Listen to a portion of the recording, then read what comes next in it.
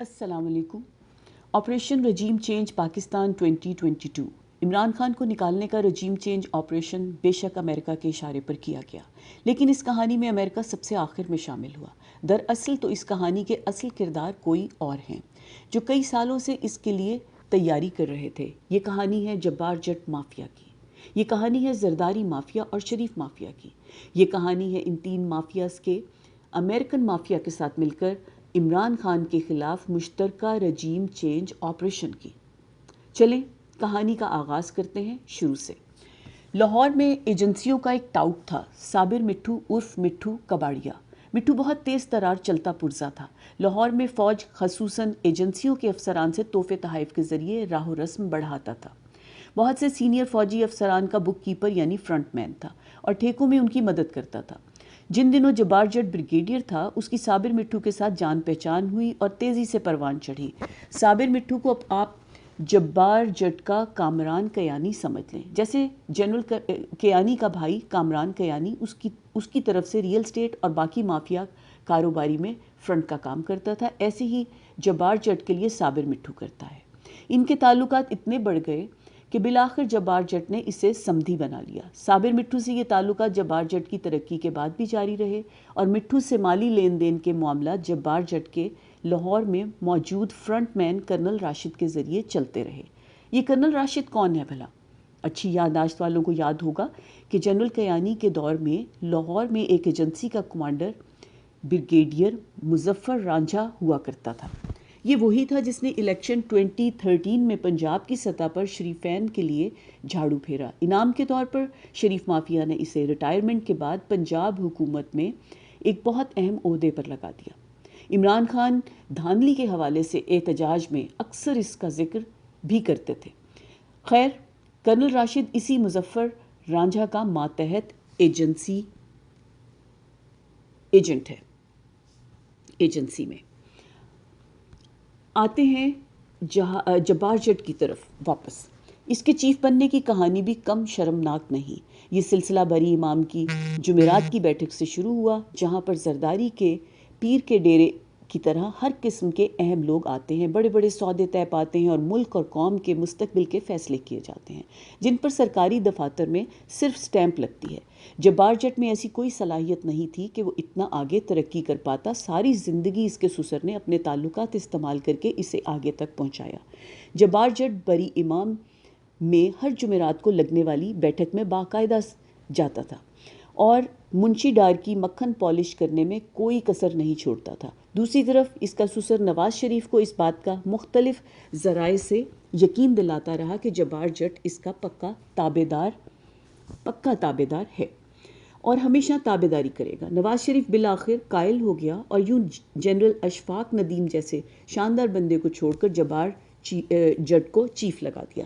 اچھی یادداشت والوں کو یاد ہوگا کہ اسحاق ڈار نے ایک بار تنزیہ بیان دیا تھا کہ اسے کوئی شخصیت سر کہہ کر بلاتی تھی، لیکن اب احسان بھول گئی۔ وہ شخصیت جبار جٹ ہی تھا۔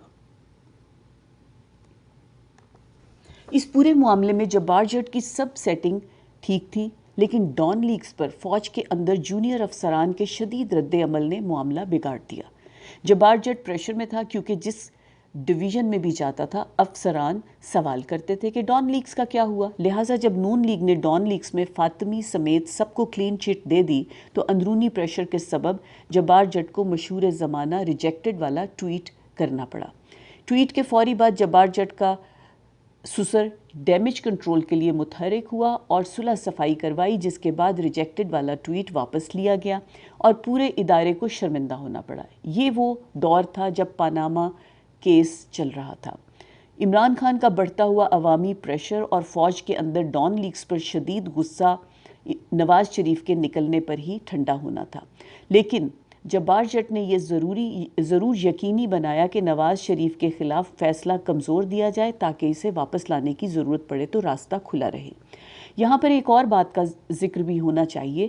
جبار جٹ کا پورا سسرال قادیانی ہے، لیکن جبار جٹ نے کبھی بھی کھل کر خود کو قادیانی ظاہر نہیں کیا، بلکہ خود سے یہ سٹیمپ ہٹانے کے لیے میلادیں وغیرہ بھی کرواتا رہا میڈیا کیمروں کے سامنے۔ خیر، جبار جٹ کے چیف بننے کے بعد کرنل راشد کو ایجنسی میں ہی کراچی میں پوسٹ کر دیا گیا۔ حالانکہ اس کی پہلی ترجیح لاہور تھی، لیکن حیدرآباد میں کچھ قیمتی زمینوں کا قبضہ صابر مٹھو کو دلانا مقصود تھا، لہٰذا وہ پوسٹنگ کی گئی۔ وہاں اس کے تعلقات زرداری اور فریال تالپور سے کافی کلوز ہو گئے۔ اس دوستی اور تعارف کے پیچھے راشد کا قریبی دوست محسن بیگ تھا، جو زرداری کا خاص آدمی ہے اور صابر مٹھو ہی کی طرح ایجنسیوں کا ٹاؤٹ ہے۔ زرداری اور فوج کے درمیان رابطوں کا کام یہی محسن بیگ سر انجام دیتا تھا۔ خیر، زرداری جبار جٹ کی مرضی سے راشد کو کام میں لایا اور الیکشن 2018 میں اندرون سندھ زرداری کے لیے جھاڑو پھیرنے کا کام راشد کی نگرانی میں ایجنسی نے سر انجام دیا۔ راشد کی افادیت اور خدمت گاری کے انعام کے طور پر ریٹائرمنٹ سے چند دن پہلے جبار جٹ نے اسے بریگیڈیئر رینک لگا دیا، حالانکہ اس نے سٹاف کالج کورس تک نہیں کیا ہوا، جس کے بغیر بریگیڈیئر بننے کی شاید ہی کوئی مثال فوج میں موجود ہو۔ جب الیکشن 2018 میں عمران خان کو فتح ملی اور پنجاب میں حکومت بنی تو جبار جٹ نے وزیر اعلیٰ پنجاب کے لیے صابر مٹھو کے پارٹنر علیم خان کا نام دیا، لیکن عمران خان نے نواز شریف اور جنیجو والی تاریخ نہ دہرانے کا فیصلہ کیا اور ایک غیر معروف شخص عثمان بزدار کو وزیر اعلیٰ لگا دیا۔ یہاں سے جبار جٹ نے طے کر لیا کہ عمران خان کو اگلا الیکشن کسی صورت نہیں جیتنے دینا،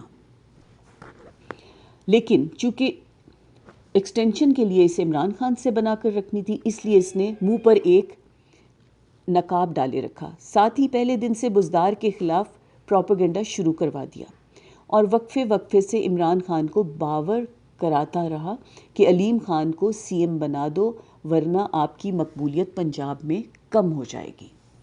پنجاب میں نچلی سطح پر بیوروکریسی کو شہ دی گئی کہ آپ بزدار حکومت کو ناکام ثابت کرنے کے لیے روڑے اٹکاؤ۔ آپ کو یاد ہوگا کہ ہر چند مہینے بعد آئی جی اور چیف سیکرٹری سمیت انتظامیہ کو بدلنا پڑتا تھا، کیونکہ پوری بیوروکریسی جڑیں کاٹنے میں لگی تھی۔ جس کو لگاتے تھے وہ چند دن بعد ایسی روش پر چل پڑتا تھا۔ قصداً بد انتظامی کے ذریعے نچلی سطح پہ مہنگائی کا سلسلہ مسلسل جاری رکھا گیا تاکہ لوگ بزدار کو ناکام کہیں اور عمران خان پر پریشر بڑھے کہ جبار جٹ کے بندے کو سی ایم لگا دے۔ اس دوران شریفوں زرداریوں سے جبار جٹ کے بیک ڈور رابطے جاری رہے۔ جبار جٹ کی ایکسٹینشن کو ساری جماعتوں نے بغیر چوں چراں ایسے ہی نہیں قبول کر لیا تھا، سب کو لالی پاپ دیا گیا تھا۔ الیکشن سے پہلے عمران خان کا بندوبست کر لیا جائے گا، آپ لوگ ابھی صبر کریں، اس کی مقبولیت ذرا کم ہونے دیں۔ نون لیگ جو فوج کو سرے عام گالیاں دیتی تھی وہ سب راضی ہو گئے۔ یہ وہ واقعاتی شہادتیں ہیں جو یہ ظاہر کرتی ہیں کہ یہ سب شروع سے ایک پیج پر تھے اور عمران خان کے خلاف مل کر کھیل رہے تھے۔ بیچ میں کچھ عرصہ جو اختلافات ہوئے، اس کی معافی تلافی جبار جٹ کے سسرالی مسلک کے لندن میں بیٹھے بڑوں نے کروا دی۔ پہلے محمد زبیر جبار جٹ سے رابطوں کا ذریعہ تھا، لیکن اس کا بھانڈا پھوٹنے کے بعد شہباز شریف ڈائریکٹ ہو گیا۔ جبار جٹ کی اس سے کئی خفیہ ملاقاتیں ہوئیں جس میں خواجہ آصف ساتھ ہوتا تھا۔ یہ ساری پلاننگ پچھلے سال سے چل رہی تھی اور شہباز کی منت سماجت کے بعد آخر کار نواز شریف بھی تیار ہو گیا۔ اس سال جنوری میں بریگیڈیئر راشد جبار جٹ کے ایلچی کے طور پر نواز شریف کے ساتھ معاہدہ فائنل کر کے آیا۔ اسی لندن ملاقات کا عمران خان جلسوں میں ذکر کرتا ہے۔ یہاں جبار جٹ کے ایک اور فرنٹ مین کا ذکر مناسب ہے، نعیم گھمن، جو جبار جٹ کے دو بہنوئیوں کرنل شجاعت گھمن اور میجر شوکت گھمن کا بھائی ہے۔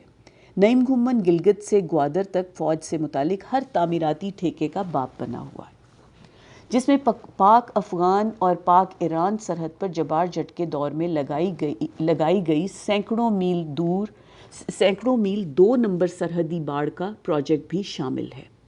صرف اس ایک پروجیکٹ میں اربوں کا کمیشن کمایا گیا، جو ظاہر جبار جٹ تک پہنچایا گیا۔ یعنی نعیم گھمن ملک ریاض کے بحریہ ٹاؤن کے لیے بھی کام کرتا ہے۔ یہ تینوں گھمن برادران بھی خاندانی لحاظ سے قادیانی ہیں۔ بلوچستان کی جام کمال حکومت کرانے میں بھی یہی گروپ ملوث تھا۔ بلوچستان کی کمال حکومت کو جام کرانے میں بھی یہی گروپ ملوث تھا۔ خیر، اب رجیم چینج آپریشن کی طرف آتے ہیں۔ امریکہ کے افغانستان سے نکلنے کے وقت عمران خان کی طرف سے ایبسولوٹلی ناٹ سننے کے بعد امریکہ نے جبار جٹ کو اپروچ کیا اور یوں تمام کردار عمران خان کو نکالنے پر متفق ہو گئے۔ لیکن اس سب میں ایک رکاوٹ تھی اور وہ تھا DGI فیض حمید۔ عمران خان پر وار کرنے سے قبل فیض حمید کا بندوبست کرنا بھی ضروری تھا، اس لیے اکتوبر میں اچانک وزیر اعظم کی منظوری کے بغیر اس کی پشاور پوسٹنگ کر دی گئی۔ فیض حمید کے بیچ سے نکلنے کے بعد سازش کا راستہ صاف ہو گیا۔ اس دوران امریکی سفارتی اہلکاروں کی مختلف سیاسی پارٹیوں کے ممبران اسمبلی خصوصاً تحریک انصاف کے ناراض ارکان سے رابطے بڑھنے لگے۔ جنوری میں نواز شریف سے فائنل معاہدہ ہونے کے بعد معاملات مزید تیزی آ گئی۔ اس دوران مٹھو، راشد، نعیم گھمن اور محسن بیگ کا گروپ مسلسل ایکٹیو رہا۔ عدم اعتماد سے پہلے محسن بیگ نجی محفلوں میں اس بات کا کئی مرتبہ ذکر کر چکا تھا کہ فیبروری مارچ آنے دو، عمران خان کو لگ پتہ جائے گا۔ فیض کے جانے کے بعد عمران خان کو اندازہ ہو چکا تھا کہ گیم ڈالی جا چکی ہے، لیکن وہ صاف نیت بندہ سمجھتا رہا کہ جبار جٹ اس حد تک نہیں گرے گا کہ ملک کے دشمنوں کو لا کر ڈائریکٹ تخت پر بٹھا دے۔ پھر امریکن سائفر آ گیا۔ یہ بات ثابت ہو گئی کہ یہ سب ایک چھتری کے نیچے لائے گئے ہیں۔ جبار جٹ ہی وہ کردار ہے جس نے سائفر کو خان سے چھپانے کی کوشش کی، کیونکہ امریکہ میں پاکستانی سفارت خانے میں تعینات ایجنسی کے افسر پہلے سے یہ خبردار کر چکے تھے کہ اسد مجید خان امریکن اہلکاروں کی دھمکیاں لفظ پہ لفظ کوٹ کر کے بھیجنے والا ہے، جس سے آپ کا پورا آپریشن مشکوک ہو سکتا ہے۔ اسی لیے ابتدا میں سائفر کو قریشی اور عمران خان سے چھپایا گیا، لیکن دفتر خارجہ کے اندر کسی محب وطن سورس نے قریشی کو سائفر کی خبر دے دی۔ قریشی نے فوری طور پر سائفر عمران خان کے سامنے پیش کیا۔ عمران خان نے جبار جٹ سے امریکہ کو فوری جواب دینے کی بات کی تو اس نے دلاسا دیا کہ کچھ نہیں ہوگا، آپ تسلی رکھیں اور فی الحال اس بات کو اوپن نہ کریں۔ OIC کانفرنس ہونے دیں، پھر اس مسئلے کا حل نکالتے ہیں، ورنہ امریکہ مہمان ممالک پر پریشر ڈال کر شمولیت سے روک دے گا اور پاکستان کی بے عزتی ہوگی۔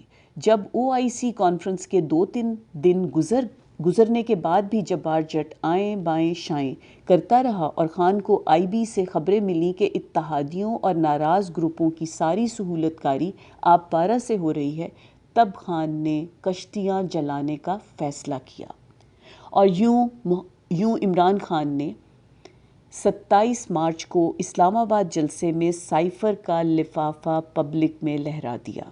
اس کے بعد جو ہوا وہ تو سب پبلک جانتی ہے، وہ دہرانے کی ضرورت نہیں۔ کہانی کا نچوڑ یہ ہے کہ یہ صابر مٹھو، راشد، محسن بیگ، کامران کیانی، نعیم گھمن ٹائپ لوگ ہیں جو بڑے بڑے ناموں کے لیے اصل گندے کام کرتے ہیں۔ ایک پورا نیکسس ہے جس میں سیاستدان، بیوروکریٹ، فوجی ججز، بزنس ٹائکون اور قبضہ مافیا سب شامل ہیں۔ یہی مشترکہ مافیا ہے جس نے پاکستان کو دیوالیہ کر دیا۔ عمران خان اس پورے سسٹم کے لیے آؤٹ سائیڈر ہے، اس لیے اس سے کسی کی بھی نہیں بن سکی۔ ترین اور علیم جیسے چند لوگ جو اس کے ساتھ ملے تھے وہ بھی کام نہ نکلنے پر واپس اپنی اصل کی طرف لوٹ گئے۔ آگے کیا ہوگا اللہ ہی جانتا ہے، لیکن اتنا یقینی ہے کہ پاکستانی نظام کے حمام میں عمران خان کے علاوہ سب کردار ننگے ہو چکے ہیں۔ اس احسان کے بدلے قوم کو عمران خان کا ساتھ دے کر اپنے ملک کو جبار جٹوں سے حقیقی آزادی دلوانی چاہیے۔ خدا کامیاب کرے۔